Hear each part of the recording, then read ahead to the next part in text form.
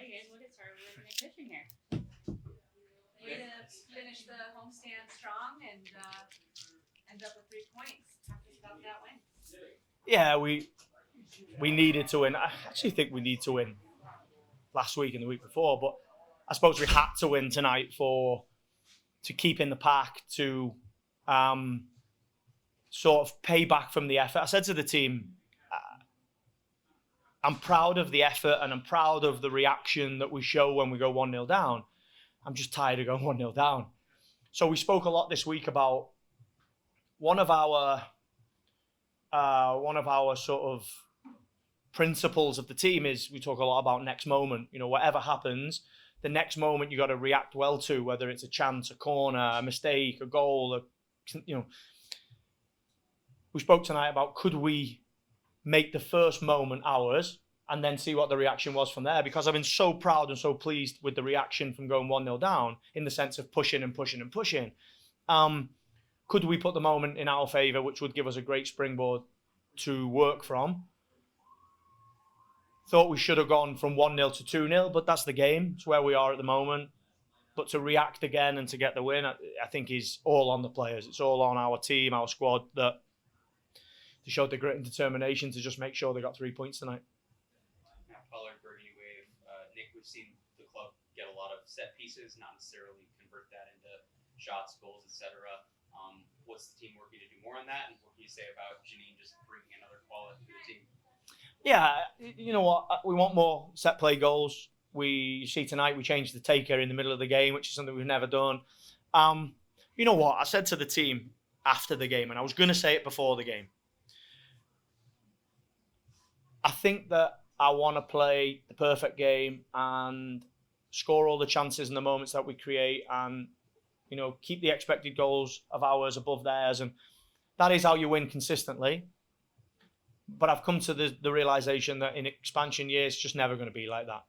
And that's going to be bumpy and it's going to be up and down. And you're going to have your best player that can't play. And you're going to have a red card on the first game of the season. And you're going to go 2-0 up at home and lose 3-2. And we got to embrace that. Yeah, we got to chase the game model and we got to chase the idea and we got to chase the culture. But at the same time, we've got to embrace the chaos. And if we do that, I think we'll give ourselves a chance, whilst embedding the foundation for years to come to be a challenger. Our ownership and our organisation have put the foundation in here. Our fans are the best in the league, unrivaled. You see tonight, time change, night game, off the back of a loss, and you'd think we were top of the league, the way that our fans are behind us. And we really, really appreciate that. So we're going to continue to work at it, set plays, free kicks, try and convert chances, try and keep clean sheets and shutouts. But you know what? The group deserved the win after the last 4 games and just the effort and determination that they put in. Nick, assuming you're talking about Lindsay Heaps when you say you're without your best player, let's talk about perhaps your most important player, Janine Sonis, steps up, dead ball situation, wins the game when it felt like a win would change the momentum of the season. We'll talk about her game tonight. Yeah, she is coming up with big plays for us, taking penalties, free kick at the end that we needed to go in because the game was in the balance. Our top goal scorer wears the captain's armband for the first half of the year and has had to step up again. I think the best part of Janine is when I talk about having a next moment mentality, she's got that in abundance. And I think that is what we have to have.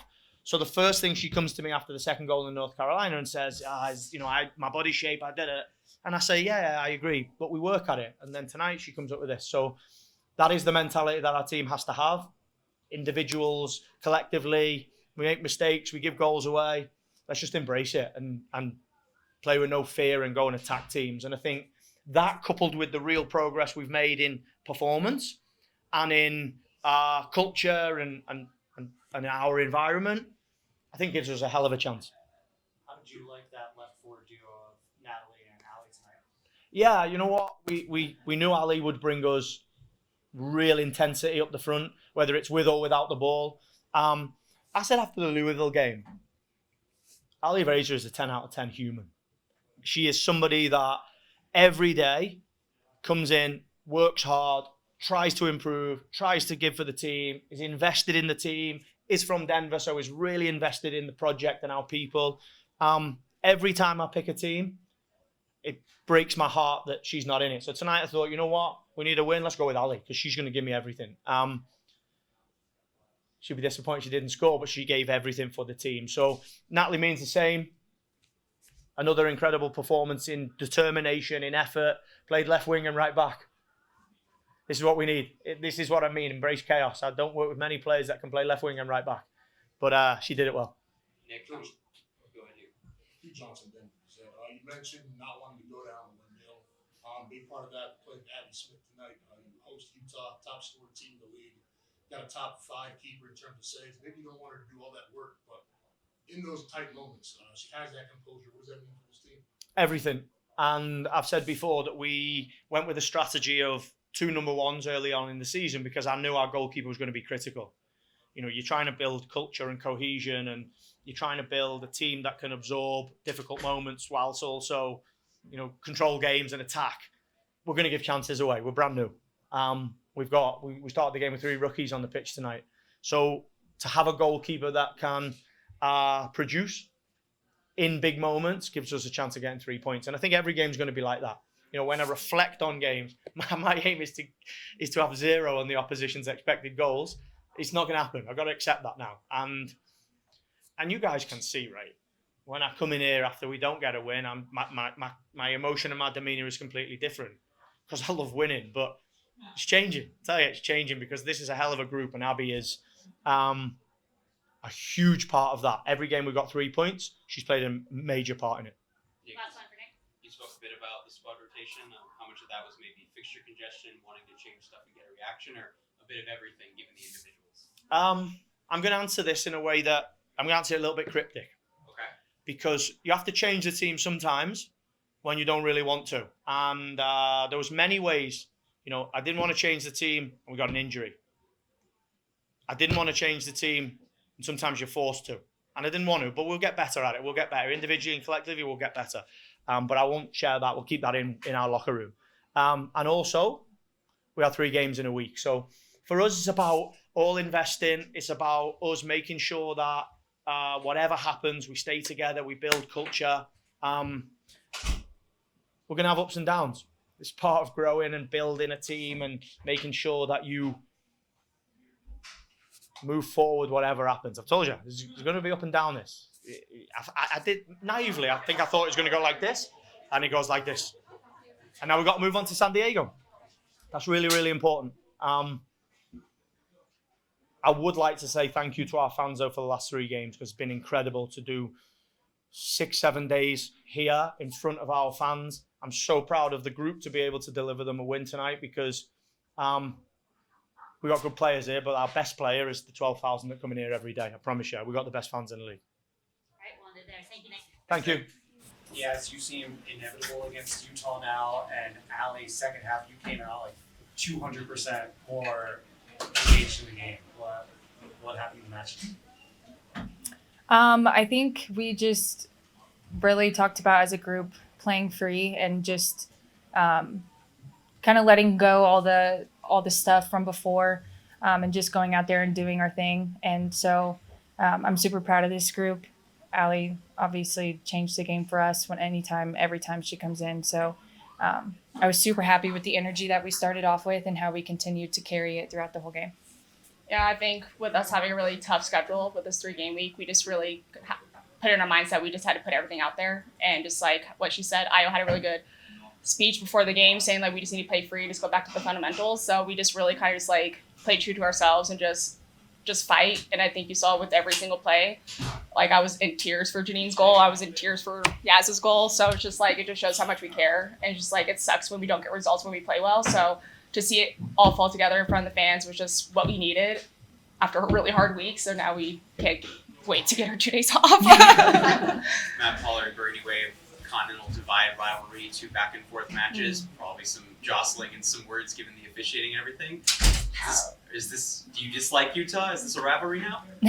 I mean, I think it's always fun to have a rivalry. So I'll definitely accept that. But Utah's a good group. They're doing well this season. So it feels good to get a win against a top team in the league so far. So we're excited. Yeah. I like the talk of the rivalry. I like the narrative. I know a lot of those girls for a while, so like we're so happy to just like jump around after our games because we just like love each other. We've been through a lot together through this league, but no, I think it's a good rivalry to have, and I like the name. I don't know how me as a native could have thought of that name either, so that's kind of embarrassing, but it's like it's good energy. It's good hype to have around it, and like I've been part of like the Seattle Seattle and Portland rivalry, and like it's something we love. So I think over the years when we keep building this club up, it's like something we really just like pinpoint in the season and just really grind into it. How many times have you seen Janine do that in training? A lot. A lot. Like a lot. No. Every day. I was a little nervous because it's usually on the other side of the 18 for her, but like you still have full faith in our captain like that. Like I just knew like she was gonna save us. Like it was just the best cinematic thing I've ever seen in my life, and I was seriously in tears on that sideline. So she deserved it. She worked so hard. She's such a great leader for us. So I just love for her to see her get her flowers, and also for Yaz because she's been working so hard, and that was a really good goal, like pivotal goal for us at the beginning too. So I know you said it's been a tough week. Nick's talked about the bumpy road of an expansion team, but you've shown for the toughest teams in the league, you're right there with them. You show up, you beat them, you hang with them. How does that keep you steady during this kind of like first year ride? Just knowing that we have a really good group here and everyone chose to be here, and considering we're all very new to each other, we have done a really good job navigating that, I think, and we've created such a great identity. We have a really good quality group of players, so when we drop points and we fall a little short, that's why we get so mad, because we know what quality we have, and we presented it through like Portland in this game as well. So, but it just drives us more each time we go out there for training and for each game. So I think we're finally getting over some humps to then hopefully just keep going up. But like there's always going to be the bumps going along the way, but like we just know how great this team is, and we've been just so close so many times, and we're tired of that. So I think now hopefully with this result we can keep moving forward. Well said. It seemed like today, Allie especially, you came out and you were going to will this game into being a win, no matter what. That you were going to win the game for the fans. Talk about the fans, the atmosphere, the time change, all that, and you guys just came out, you know, I was going to say balls to the wall. Yeah.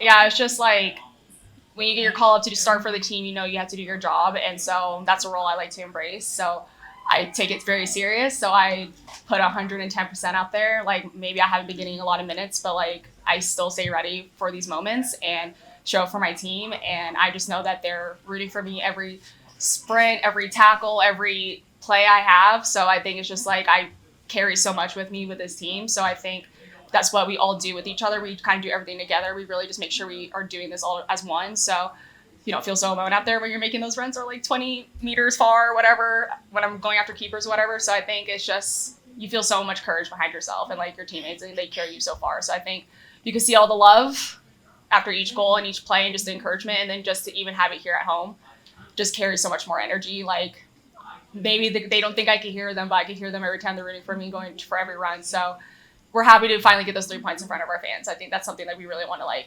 make very vocal, because they keep showing up for us and we just want to keep showing up for them. So we just want to thank the fans. Do one more for these two. For both of you, Allie, I know it didn't go in, but that 1v1 with Mandy, where it's like who was going to blink first, and then Yaz, your goal where you dish the ball out and just get it back to end up scoring. What were both of those looks like for you both? You have to score, so you go ahead. Yeah, I love Janine's crosses. So I knew that if she saw me, she would put it in a good spot, and it was just up to me to put it in the back of the net. So when it bubbled up, I got a little nervous, but then I was able to still put it on frame. So that was lovely, and it's always nice to score and get on the end of crosses. So yeah. Yeah, no, it was a good goal. I was like, when the ball came over my head, I was like, frick. And I saw Yaz there. I was like, oh, okay, we're good. And then just like, it was a great through ball by Yaz, and I could have maybe done a little better touch, got myself set up for that through ball. But when I tell you, like, I just really put my head down to start spreading for Yaz just to make sure I was there for her to give her an option. So hopefully next time I finish it, but good say Manny's a quality keeper. So like, I can never like discredit that part of it as well. But yeah, it was good opportunities we were getting, but at the end of the day, like Jay's goal, her goals were moved us forward. So hopefully we keep going with that kind of momentum. Perfect. Thank you both. Thank you.